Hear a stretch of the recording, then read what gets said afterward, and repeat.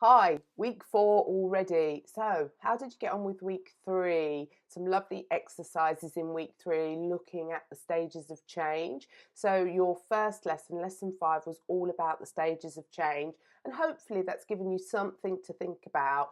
All too often we get caught in that action phase, but being aware of those other phases and what keeps you stuck and what moves you forward is so important.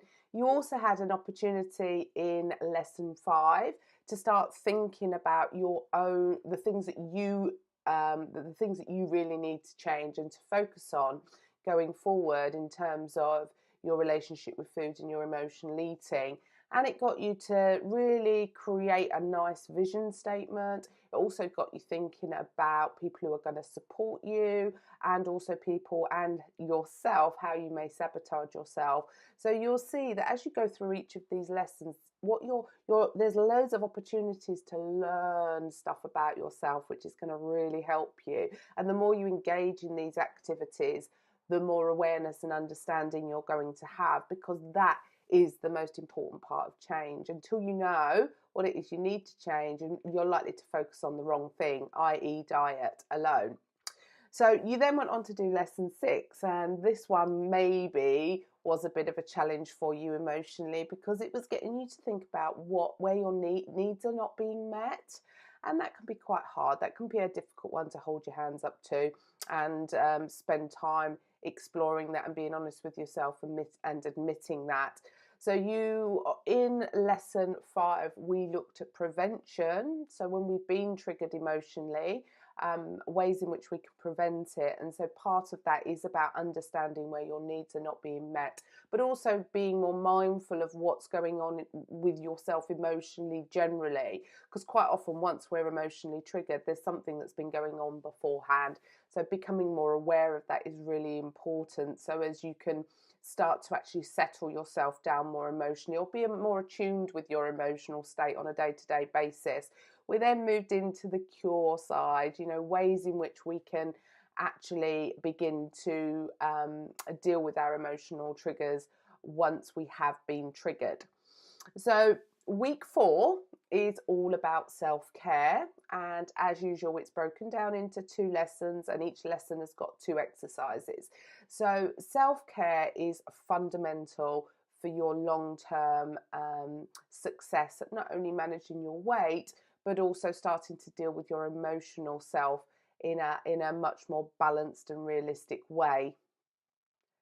Self-care is a word that is bandied around quite a lot lately, and I think we can often relate to physical self-care. So when we think about self-care, we do often think of physical self-care, so what we're eating, grooming, going to the gym, those kinds of, having a bubble bath, putting on moisturizer and makeup, all of the sort of external stuff we can definitely relate to when we think about self-care. But self-care is a lot, is much more, it has different components to it. It isn't just physical self-care. So in this lesson, we are going to start exploring especially emotional self-care, because that's a really fundamental one. So in lesson 7, that's what you're going to start exploring. Okay, the first exercise in lesson 7 is a questionnaire.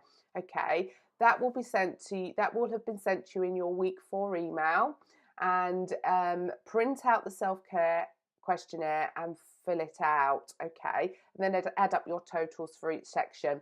There's 5 sections on the questionnaire. You've got physical self-care, emotional self-care, psychological self-care, spiritual self-care, and workplace self-care. It's really nice to break down the individual components of self-care. And doing this questionnaire is not a stick to beat yourself up with. Okay, it is a benchmark. It's really nice to draw a line in the sand to see where you currently are in all of these different areas of self-care. And also there's lots of, it gives you some ideas of things that if you're not currently doing them, you can actually start doing them and incorporating them into your self-care plan. And that's something we'll look at in lesson 8. Once you've completed your questionnaire, you're going to move on to the second exercise of lesson 7, and that is all about finding your voice. All too often, it's so easy to want to say something to someone, but we don't actually say it. So we live in this very passive place, which leads to frustration and anger. And these are all triggers that lead us to overeating. So practicing and becoming more assertive and finding ways to actually be able to communicate and ask for our needs to be met is super essential.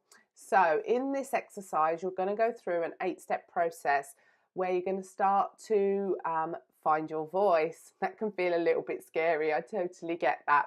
So the first step is going to be about digging a bit deeper with regards to what needs are being met or not met in your life at the moment, whether that's externally to you or you meeting your own needs. So that's the first step. We really need to be crystal clear on where your needs are not being met.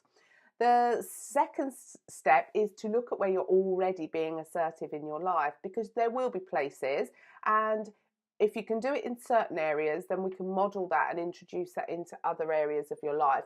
But also we need to be aware of where you're not being assertive. And that could be that you're being under assertive, so passive, or overly assertive, so more on the aggressive front. So that's step 2. Step 3 is all about practice. At the end of the day, if you don't practice this stuff, you're never going to get any better at it. Step 4, alongside practicing, what happens, and I see this over and over again, is when we practice saying no to people or we practice speaking what we're thinking, that can lead to us feeling guilty and ashamed. So it can really tap into that part of ourselves. So that's what we're going to explore in step 4. Step 5 is all about body language. You know, so much of what we communicate is through our body and not through the words that we're using. So we're going to take a little look at that.